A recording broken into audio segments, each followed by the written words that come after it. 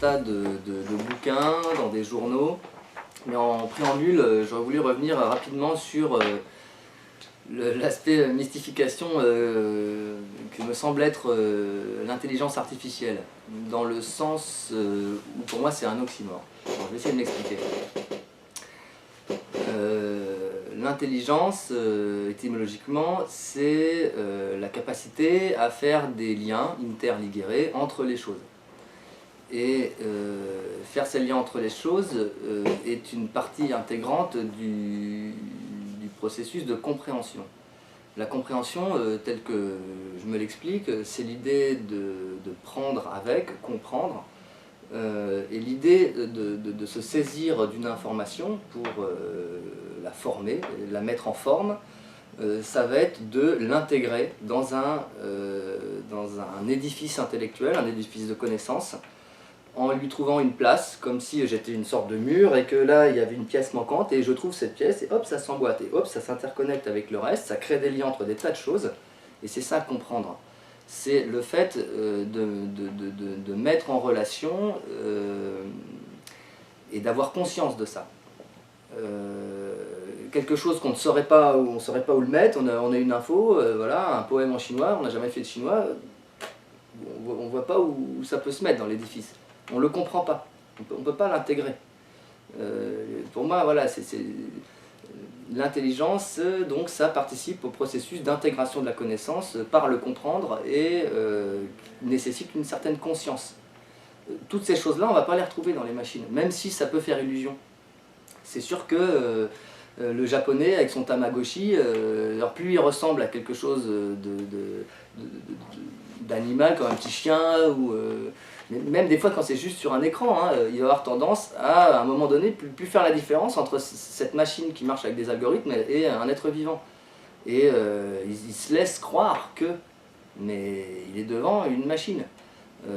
Justement pour avoir bien déconstruit l'ordinateur et l'avoir reconstruit dans mes études, une chose que j'explique parfois à des élèves qui ont des approches que je trouve un peu scientistes, en même temps je ne leur reproche pas parce que j'étais comme ça avant. Je pensais qu'on allait tout résoudre par la science, je pensais que la technologie c'était génial et que on allait vers un monde de plus en plus génial et j'étais très enthousiaste. Je pensais à la fusion nucléaire, je pensais à la conquête de l'espace, je pensais à des tas de choses, j'étais passionné d'astronomie aussi quand j'étais plus jeune. J'ai fini par comprendre que la technologie finalement elle complexifie, elle apporte peut-être plus de problèmes qu'elle ne résout, c'est-à-dire qu'à chaque fois qu'elle résout un problème, la solution technologique engendre des problèmes qui sont encore plus complexes. Et l'idée que pour résoudre les problèmes de la technologie, on fait appel à la technologie, pour moi on est dans un cercle vicieux où on s'enfonce. Et on complexise de plus en plus le monde et on se détache de plus en plus de ce pourquoi le sapiens sapiens qui a émergé il y a 400 000 ans est arrivé dans l'histoire. On s'aliène de plus en plus, on devient de plus en plus étranger à nous-mêmes. Et je ne suis pas sûr que ce soit une bonne voie, même si je reste fasciné, il y a toujours quelque chose de fascinant dans la technologie. Mais disons que cette idée que ça va tout résoudre, j'ai fait du chemin là-dessus. Et je ne suis plus du tout aussi enthousiaste qu'avant. Même si ponctuellement, je peux être fasciné, enthousiasmé par quelque chose de ponctuel, mais je commence à avoir une vue d'ensemble qui me fait prendre du recul. Ce que je rappelle à l'élève qui a l'impression que la machine qu'il a dans les mains est intelligente, hein, par exemple une calculette Inspire qui fait du calcul symbolique, souvent l'élève va dire oh, qu'est-ce qu'elle est intelligente cette calculette, elle arrive à faire un truc que j'arrive pas à faire et tout. J'essaie de lui rappeler ce que c'est qu'une machine et de faire comprendre que si on enlève tout ce qui nous paraît un peu mystérieux, l'électromagnétique, l'électronique, les écrans, etc., on peut fabriquer une machine qui fait la même chose qu'un ordinateur en bois, sans métal. Alors évidemment avec du métal, du caoutchouc ce serait mieux, mais juste en bois, c'est pas impossible. Pour faire une petite calculette de rien du tout, il faudrait peut-être remplir cette pièce d'engrenage, mais c'est possible. On en a un exemple, c'est les caisses enregistreuses dans les westerns. Hein, comment ça marche? Dedans il y a des mécanismes, on tape des trucs, on fait tourner un peu la manivelle pour enregistrer l'info, et puis à la fin pour faire le calcul, on mouline. Et puis à la fin ça fait ding, et ça dit combien fait le total par exemple. Bon bah là, qui arriverait à penser que la caisse enregistreuse est quelque chose d'intelligent? Si on fabriquait un ordinateur comme un PC, la taille du truc serait peut-être plus gros qu'une barre HLM, Avec des engrenages en bois, ce serait un sacré boulot. Pour alimenter, parce qu'il faut de l'énergie pour que le mécanisme s'actionne, donc il faudrait par exemple de la traction animale, faire tourner des chevaux autour de pieux qui alimenteraient en tout un tas d'endroits en énergie cinétique, et avec des systèmes de débrayage et tout pour faire fonctionner telle partie du système, encore que ça pourrait être un peu automatisé, ces principes de débrayage, mais bref, on pourrait monter une sorte d'usine à gaz en bois qui ferait la même chose qu'un ordinateur. Et pour un écran, on pourrait imaginer comme les flap flap flap flap flap qu'il y a dans les gares et les aéroports, qui maintenant sont remplacés par des écrans la plupart du temps, mais juste il suffirait qu'il y ait deux cases, une noire et une blanche, et on pourrait avoir sur un écran noir et blanc avec des plus ou moins gros pixels, mais après si on va faire un écran géant avec des pixels gros comme ça qu'on regarde de loin, on a l'impression vraiment de voir un film. Le rafraîchissement à 25 images secondes serait pas super évident à gérer sur le plan technique, mais à mon avis c'est possible. Donc en gros, on pourrait avoir une machine qui est alimentée par la traction animale ou par une manivelle, si c'est pas trop gros, et dedans que des engrenages en bois. Et qui ferait la même chose que se faire un smartphone ou un PC. Et là, qui aurait l'audace de dire que c'est intelligent? Dans quelle mesure on va dire que ce tas de ferraille, ce tas de bois est intelligent? S'il y a une intelligence dedans, je veux bien admettre ça, c'est l'intelligence de l'ingénieur ou des ingénieurs qui l'ont conçu. Il y a une espèce de cristallisation de savoir dans la machine. Mais la machine en soi, elle n'est pas intelligente, elle ne fait pas les liens entre les choses, c'est des engrenages qui tournent, point barre. Il n'y a pas de lien à faire. Dire, oui, mais c'est une machine, elle apprend toute seule, voilà, le petit truc, là il bute dans les murs, l'aspirateur automatique, et puis il comprend la topologie, et puis... Mais c'est des engrenages. Il ne fait pas des liens, il ne comprend pas, et il n'a pas de conscience de ça. C'est une putain de machine, point barre, c'est tout. C'est un tas d'engrenages. Et ça, c'est vraiment important de comprendre ça, parce qu'aujourd'hui, on est dans un bluff total par rapport à ça. La plupart des gens sont tellement fascinés, et ils n'ont pas le recul technique pour se rendre compte qu'ils s'ébobissent devant des machines. Quelqu'un qui a la larme à l'œil devant un robot ou un Tamagotchi ou un truc comme ça, je comprends. Je crois que si je jouais le jeu, ça me ferait des sentiments aussi, mais je sais que tout ça est factice. Ça, je peux pas jouer avec ce truc-là quand je sais ça. Et je peux pas le prendre vraiment au sérieux, quoi. Et même si c'est ambigu, mais le fait est qu'on devrait vraiment garder ça à l'esprit, parce que cette fusion avec la machine, c'est la fusion avec l'objet, avec l'inanimé, avec des choses non vivantes, avec des choses des simulacres de vie, des choses qui font croire qu'eux, mais qui ne sont pas. Voilà, je voulais éclaircir ce point avant de parler de la critique. Déjà, remettre la machine à sa place. Toute petite parenthèse encore, je voudrais distinguer technique et technologie. Je ne suis pas contre la technique, je suis assez réticent avec la technologie et surtout la tournure que ça prend. Tiens d'ailleurs, ça me fait penser à un oubli majeur dans la première partie, c'était l'aspect marchandisation de l'info. L'essor de la cybernétique est super lié au fait que ce n'est pas que des enjeux de pouvoir, mais c'est aussi des enjeux de business par rapport à la marchandisation de l'info. Et si le big data explose en ce moment, c'est vraiment lié au fait que c'est une résurgence pour le capitalisme, un ballon d'oxygène. Le truc, c'est que c'est vraiment un des moteurs et qui fait que ça dénature le projet initial tel que le Wiener met en garde, ça lui échappe complètement parce que c'est digéré, recyclé et mis en place par le capitalisme pour rebondir, s'affiner, avoir une emprise encore plus forte dans nos vies, etc. Oui, je disais technique et technologie. La technologie, c'est pour ça que je repensais à ça, c'est parce que la technologie, c'est pareil.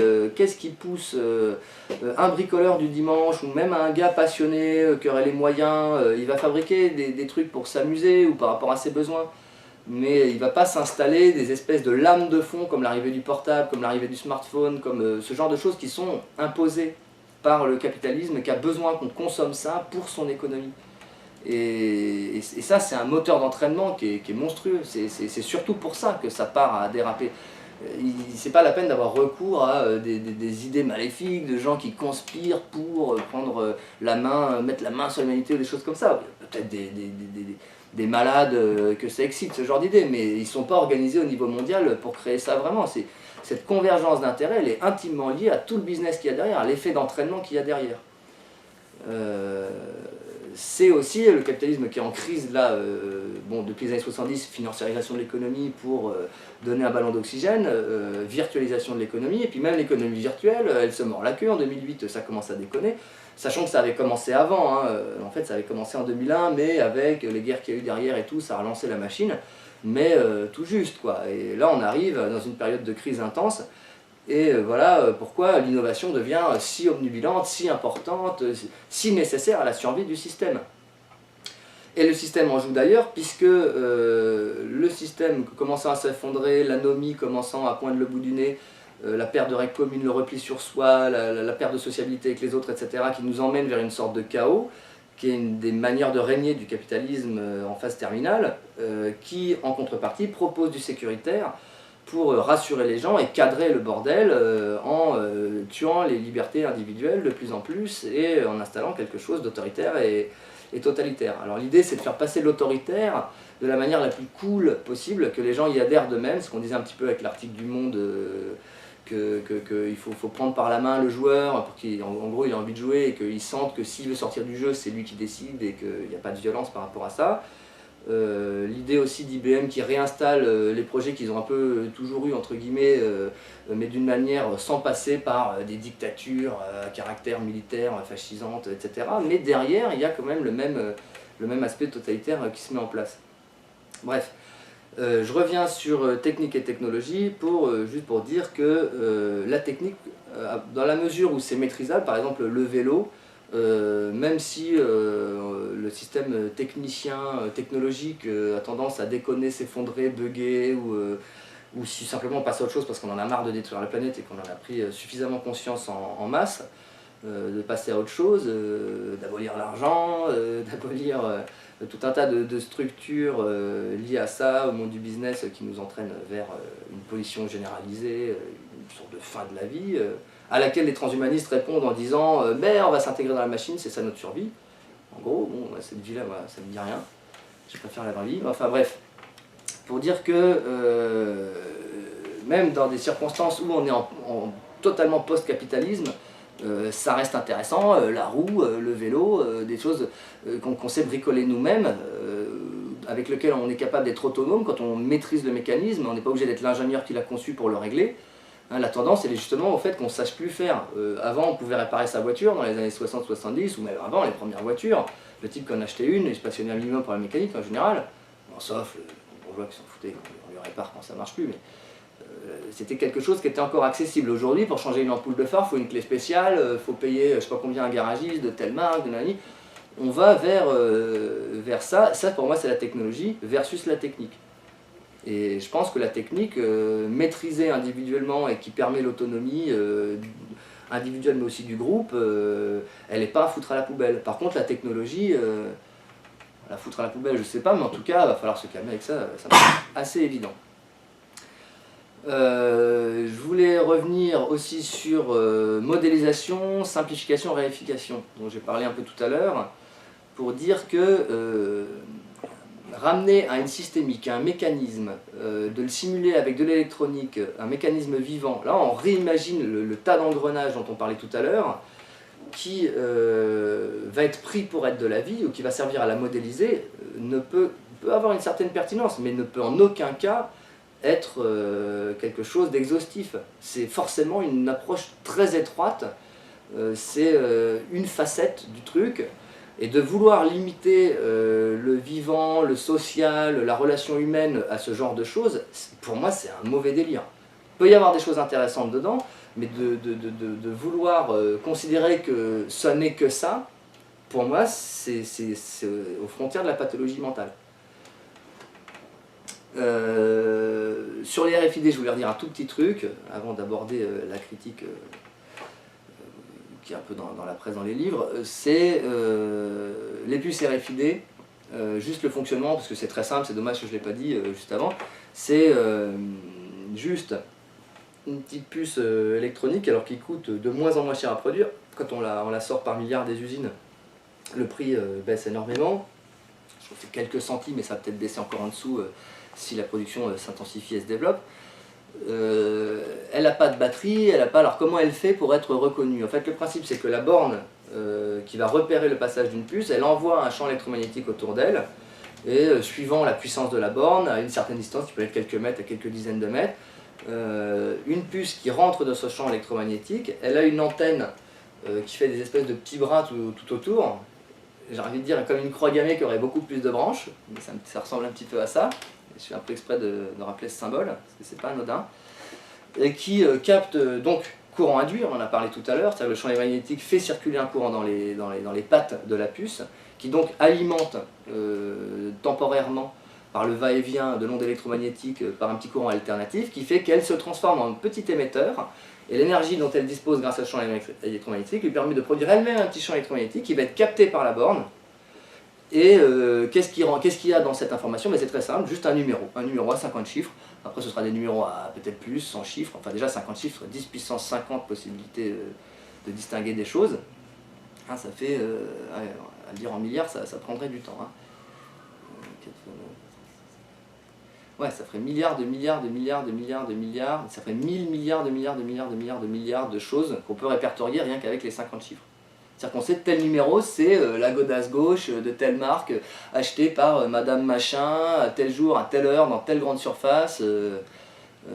Tel autre numéro, c'est la carte bleue de Monsieur Untel, là, tel autre numéro, c'est l'arbre qui est à tel endroit au niveau GPS, lalali, lalala. Voilà, donc repérer un numéro pour chaque chose. C'est le grand truc d'IBM. Donc voilà, pour le petit principe de fonctionnement de la puce RFID, c'est assez simple. Le problème aussi, c'est que c'est tout petit et qu'on peut en foutre partout. En planquer dans une godasse, c'est simple, il suffit par exemple de la coller entre les semelles. Les semelles, souvent, c'est des trucs collés en dessous.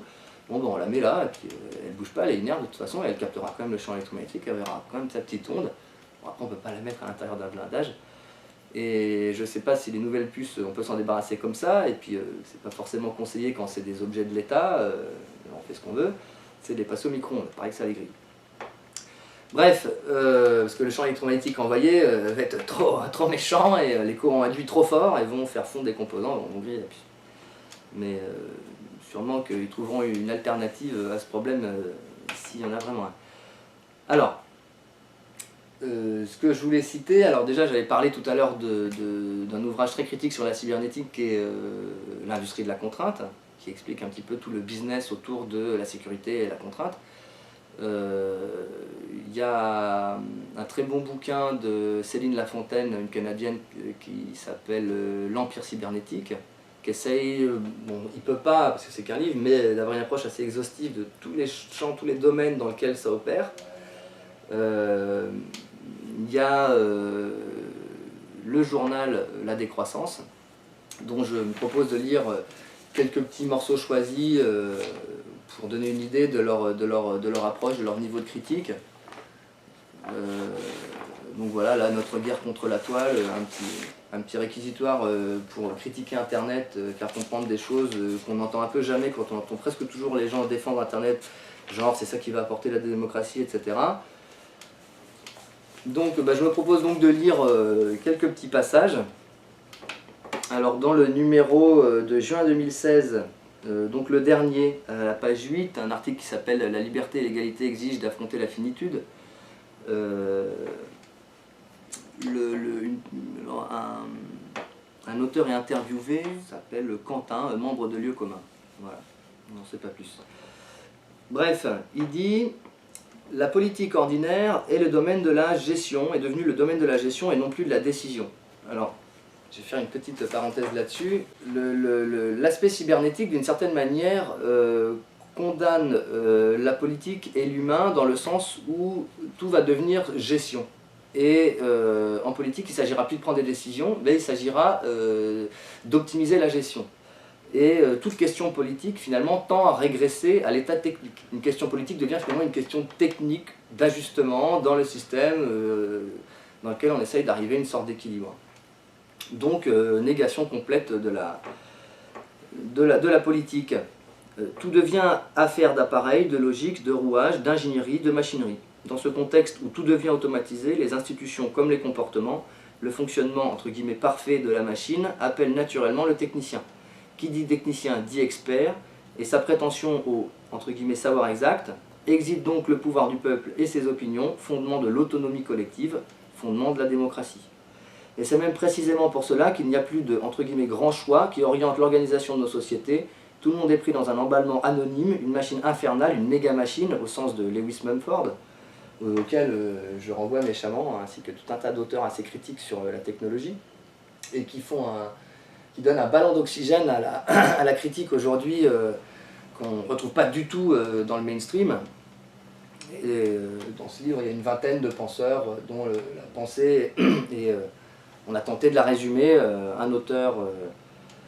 enfin, une personne essaye de résumer le travail d'un auteur en étant un peu spécialiste, et dedans il y a Lewis Mumford bien sûr. En ce sens, c'est l'efficacité qui prime dans les discours, mais dans les faits on se rapprocherait plutôt du total disregard for efficiency, mépris total pour l'efficacité, de Hannah Arendt.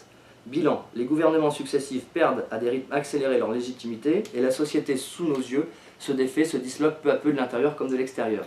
Mais il ne faudrait pas voir dans la technocratie seulement quelques blouses blanches aux commandes, c'est plutôt la domination, la fascination, l'investissement de la technoscience considérée comme seul domaine de l'intelligence humaine, capable d'entretenir l'illusion du progrès. Et cela à l'échelle de tout un chacun, l'usage permanent et intensif des technologies induit des corps, des comportements, des habitudes, des mentalités et des réflexes nouveaux, où disparaissent la maturité, la responsabilité, la lucidité, la créativité, l'imagination. Ce qui est promis, c'est l'omniprésence, l'omnipotence, l'omniscience, bref, la pulvérisation des limites, la toute-puissance, soit les attributs du divin. C'est un cercle vicieux qui entraîne une demande de surenchère technologique partout, y compris et surtout là où se sécrète notre humanité, les rapports sociaux. Les gens ne savent plus avoir des amis, se donner rendez-vous ou se rendre à un endroit inconnu sans une assistance informatique qui nécessite toute la chaîne industrielle mondialisée. Il ne peut pas y avoir d'écologie et encore moins d'intelligence dans ce cadre-là. Alors, moi je voudrais rajouter un petit truc, c'est justement sur la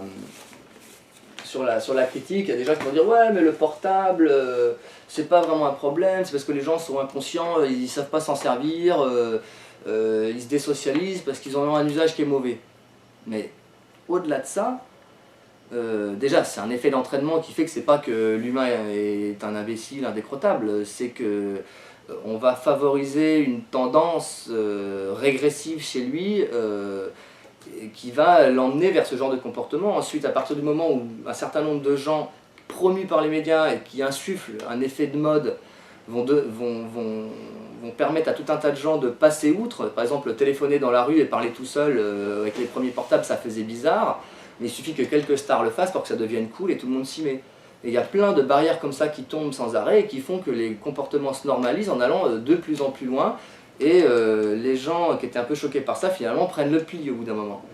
Ensuite, le portable en soi pose un problème énorme, quelle que soit l'utilisation, parce que pour fabriquer un portable, il fallait toute la société industrielle qu'il y a derrière, les ingénieurs, l'informatique, la production Foxconn qui esclavagise des gens pour sortir ça en masse en Chine, ensuite la raréfaction des métaux rares, des métaux précieux, le pillage, l'extractivisme à outrance, le pillage de la nature, ensuite tout le réseau de téléphonie qui a besoin de mettre en place, donc des opérateurs de téléphonie, donc des bornes relais dont on a fini par admettre que ça causait des problèmes de santé et qu'on a écarté d'un rayon de au moins de 200-300 mètres des écoles. Mais qu'on retrouve quand même sur les bâtiments, à Montpellier, à Paris ou partout, et les gens qui vivent dessous, il y en a, ils vont passer au travers sans rien avoir, mais en moyenne ça va leur faire des problèmes. C'est comme il y a des gens qui fument toute leur vie, ils n'ont pas le cancer, mais bon, l'idée, c'est on ne peut pas imposer à tout le monde de la fumer, quoi. Alors le truc, c'est comme c'est immatériel les ondes, on fait pas gaffe, mais ça joue sur tout un tas de trucs, je ne vais pas rentrer dans les détails. Donc il y a tout ce réseau-là qui est nécessaire, les satellites, donc envoyer des... Enfin, en fait, le portable, il est impossible à enlever de la société dans laquelle on vit, qui est en train de s'emballer et de nous emmener dans le mur. Dans ce sens, le portable n'est pas neutre. C'est pas l'utilisation qu'on en fait qu'on pose problème, c'est l'objet en tant que tel qui déjà pose problème. Et puis, j'ai même pas parlé du recyclage. Parce qu'en général, les portables, ils se retrouvent, comme pas mal d'électronique, enterrés dans des trous en Afrique, et les gens ont le cancer dans un rayon de 40 bornes autour, les nappes phréatiques sont polluées, etc., etc. Donc il y a tout ce système-là qu'il faut bien prendre en compte avec le portable. Il ne s'agit pas juste de dire ça dépend comment on s'en sert. Alors, je voulais citer un autre passage d'un article, cette fois de décembre 2015, janvier 2016, dans un article page 3 qui s'appelle « La marche macabre du cybercapitalisme ».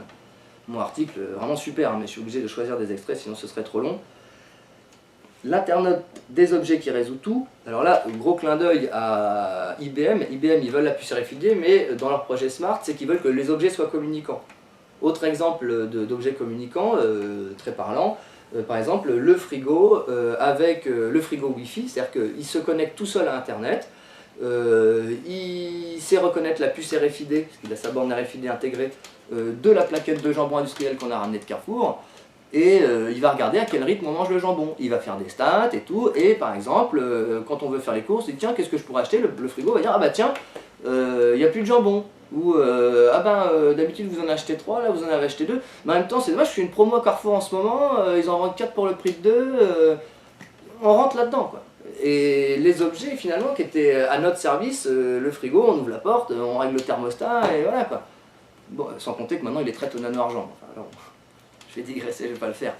Et qui est un biocide extrêmement puissant et qui pose plein de problèmes. Et on peut pas l'enlever. Et tous les frigos sont en train d'être traités comme ça parce que ça empêche le développement de bactéries et de champignons. Et bon, d'un autre côté, on y perd pas mal aussi au niveau santé avec cette saloperie. Bref, le frigo tout d'un coup devient, c'est une manière un peu autonome, commence à avoir de l'emprise dans notre vie, à nous faire des suggestions, des propositions, des conseils, va nous rameuter de la pub, ou alors c'est la pub, elle va arriver sur le courriel ou je sais pas, mais le frigo est un maillon dans la chaîne. Tous les autres objets autour de nous, l'appareil photo, il a un GPS intégré, quand on prend une photo, avec la 4G qui arrive, ah bah tiens, c'était pas prévu de parler de ça, mais c'est quand même bien rigolo. J'ai reçu ça là dans un courrier en tête avec République française là. J'ai été assez surpris de trouver ça dans ma boîte aux lettres là, il y a 2 jours. La 4e génération 4G téléphone mobile se déploie dans votre quartier. Donc capacité supplémentaire, répondre aux besoins croissants, nouveaux contenus et usages. Je dis que les trucs en gras. Alors attention par contre, bon, ça balance quand même du trapu au niveau électromagnétique, donc ça affecte la réception des chaînes de télé. Alors tous ceux qui ont des antennes râteaux, hein, pas de panique, on trouvera des solutions, mais bon en même temps, hein, vous êtes un peu con parce qu'avec la DSL, le télésatellite, le câble et la fibre optique, il n'y a aucun problème. Mais les gens qui font de la réception hertzienne, ça va perturber. Alors pour y remédier, bien sûr, un dispositif d'assistance et d'intervention immédiate, hein, il aurait pu avoir la télé quand même, un objet fondamental de la propagande et de notre immersion dans tout le bordel qu'on explique depuis tout à l'heure. Donc on a un numéro là, non surtaxé, prix d'un appel local, et si on a un brouillage avéré, intervention d'un technicien gratuitement dans les 3 jours maximum. Voilà. Qui c'est qui finance les interventions? D'ailleurs, l'État fait la coordination, met à disposition le téléphone et envoie les courriers. Donc ça coûte quand même de l'argent aux contribuables, mais les interventions sont gratuites parce qu'elles sont financées par les opérateurs de téléphonie qui nous montrent la 4G sans nous demander notre avis et vont nous polluer la gueule avec leurs ondes électromagnétiques, encore pire qu'avec les antennes relais habituelles, et sans parler des problèmes aussi de la Wi-Fi.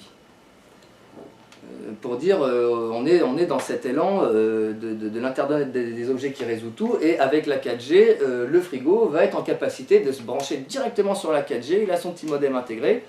L'appareil photo, avec cette 4G, il pourra carrément envoyer les photos qui sont prises avec les coordonnées GPS, reconnaissance des visages des personnes qu'il y a sur la photo, ou des lieux s'il y a un changement ou quoi. Ça permet de récupérer une info hallucinante. Les objets, d'une certaine manière, s'indépendantisent, les machines commencent à interagir les unes avec les autres, et nous, dans tout ça, on n'a plus trop le contrôle. Mais il paraît que c'est pour notre bien, c'est plus pratique, c'est cool, c'est la mode. Voilà, donc pour l'Internet des objets qui résout tout, petite parenthèse. L'Internet des objets qui résout tout, c'est une société cybernétique où le bétail humain est géré par des machines interconnectées et des algorithmes surpuissants. L'Internet des objets, alors là, c'est une citation de Jérémy Rifkin dans son livre « La nouvelle société du coût marginal zéro, l'Internet des objets, l'émergence des communaux collaboratifs et l'éclipse du capitalisme ». Il est rigolo, lui, avec l'éclipse du capitalisme, parce que là, on est en plein dedans, comme jamais. L'Internet des objets connectera tout et tous dans un réseau mondial intégré. Pour alimenter en big data son système nerveux planétaire, on fixe déjà des milliards de capteurs sur les ressources naturelles, les chaînes de production, le réseau électrique, les réseaux logistiques, les flux de recyclage, et on en implante dans les logements, les bureaux, les magasins, les véhicules et même les êtres humains. Ah oui, il faut savoir que le puissage des humains, il est déjà commencé, hein, les milliardaires qui ont peur de se faire kidnapper, ou les gens qui sont un peu dans la jet set, où j'ai vu que des boîtes en Espagne, même populaires, proposent maintenant, pour que quand les gens repartent bourrés, ils ne se fassent pas piquer leur carte bleue ou leur pognon ou n'importe, de s'implanter directement une puce dans le bras, la taille d'un grain de riz, et on suffit de scanner pour débiter leur compte en boîte, c'est pratique, ça permet de ne pas avoir de sac, enfin voilà, c'est génial. Et puis si on tombe malade, on aura peut-être le dossier médical sous la main, puis tout un tas d'informations connexes de fil en aiguille par recoupement des bases de données. Donc voilà, hein, Rifkin, lui, il s'enthousiasme de tout ça, tous reliés à un réseau mondial alimenté en données par des mouchards, ça c'est la décroissance, qui enregistre la disponibilité des matières premières, détaille les flux de marchandises, indique la consommation d'électricité en temps réel, mesure la pollution de l'air, le niveau de congestion du trafic ou les battements de votre cœur, tout ça pour mieux huiler la société automate et optimiser son rendement. Alors là, il y avait un petit mot à dire sur la consommation d'électricité en temps réel, petite parenthèse sur Linky. ERDF veut changer tous nos compteurs qui marchent bien par des compteurs nouvelle génération qui seront en connexion. D'ailleurs, c'est peut-être pas anodin avec la 4G aussi, parce que lui-même va directement être en connexion avec ERDF, encore que moi je pensais qu'ils passeraient par leur propre câble. Mais apparemment il y a une dimension Wi-Fi, parce qu'elle est dénoncée par certaines personnes qui s'inquiètent de la pollution électromagnétique. Et on nous vend ça, toujours en nous présentant ça du bon côté, ça va nous permettre d'optimiser la consommation. Ils ont testé des modèles qui permettent de baisser de 1 degré le chauffage pour voir si les gens s'en aperçoivent et du coup consomment moins d'énergie. Bon, le problème de ça, c'est que y a une dimension faire du renseignement, savoir le débit d'électricité d'un compteur, ça donne tout un tas d'informations sur l'utilisation qu'il y a derrière.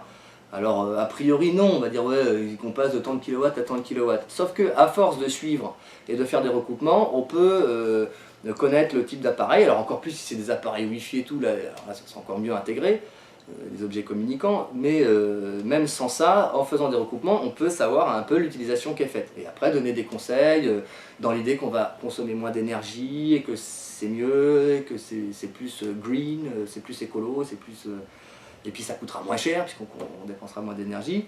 Bon, il y a le problème que au niveau... Ça c'est une grosse blague, parce qu'au niveau énergie, on voit que ce qu'ils tentent de faire crée une réaction chez les gens qui fait qu'ils ont tendance à plus consommer, à remonter le chauffage un peu plus fort pendant quelques instants parce qu'ils sentent qu'il fait un petit peu frais, ou de mettre le thermostat un peu plus haut du coup, ou des choses comme ça. Et surtout, outre l'aspect un peu Big Brotherien de récupérer de l'info, parce qu'en soi ce serait pas très grave, mais ça se recoupe avec toutes les autres infos, avec les réseaux sociaux, avec la carte bleue qui a une puce RFID dedans. Au passage, j'ai eu un mal fou à récupérer une carte sans puce RFID, il a fallu me battre avec l'agence à la Sogé, ils ont eu beaucoup de mal à me retrouver une carte qui n'avait pas la puce RFID pour les paiements sans contact. Alors non, on vous désactive le sans contact, c'est pas grave, mais la puce elle reste dans la carte.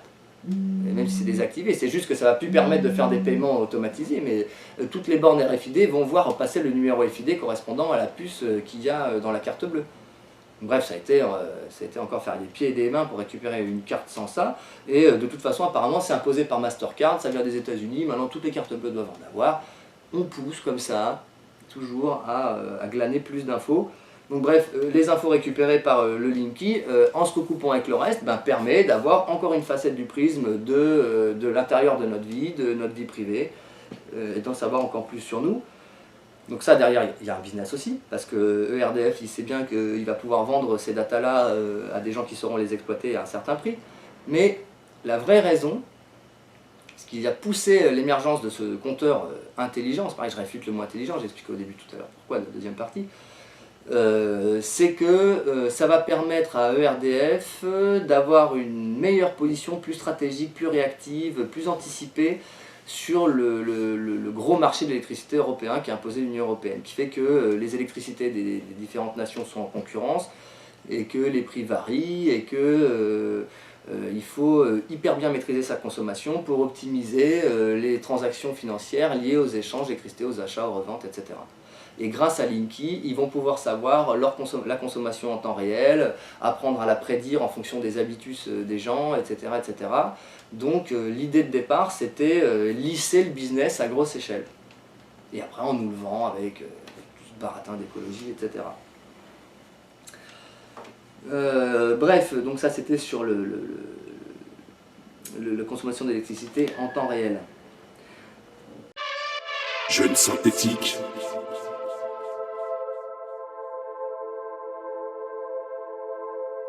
Jeune synthétique. Baptistique musical.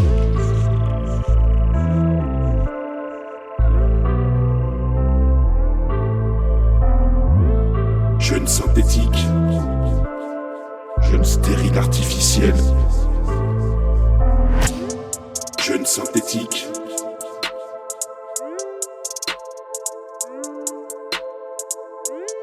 Jeune synthétique.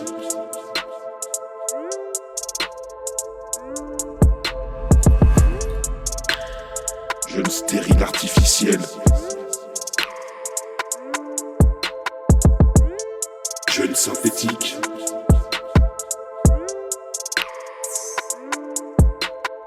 Jeune stérile artificielle.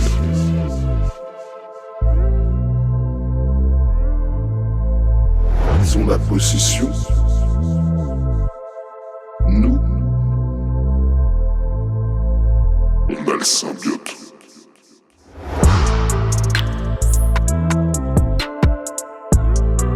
Jeune stérile artificielle. On a le symbiote.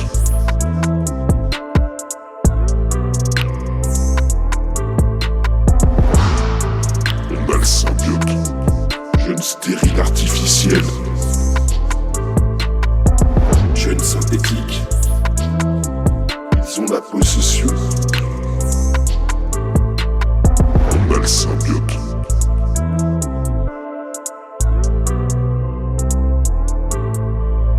On a le symbiote.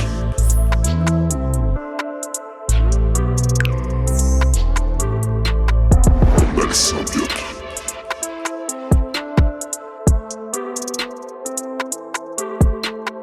Ils ont la possession. On a le symbiote. On a le symbiote.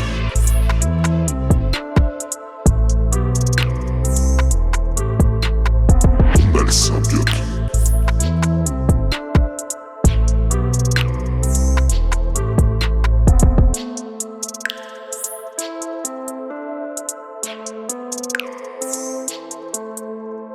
On a le symbiote.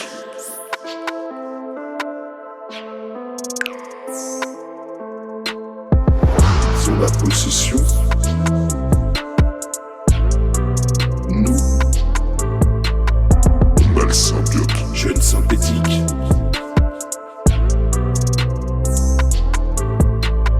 On a le symbiote. Jeune synthétique.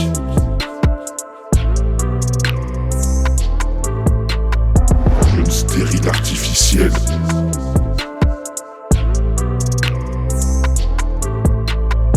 Jeune stérile artificielle.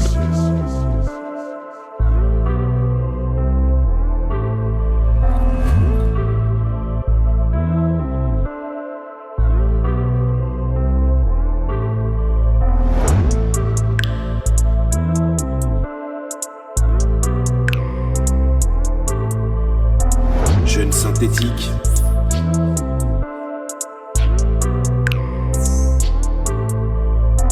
Jeune stérile artificielle. Les microbiotes ont dit au doc, nous avons la symbiose.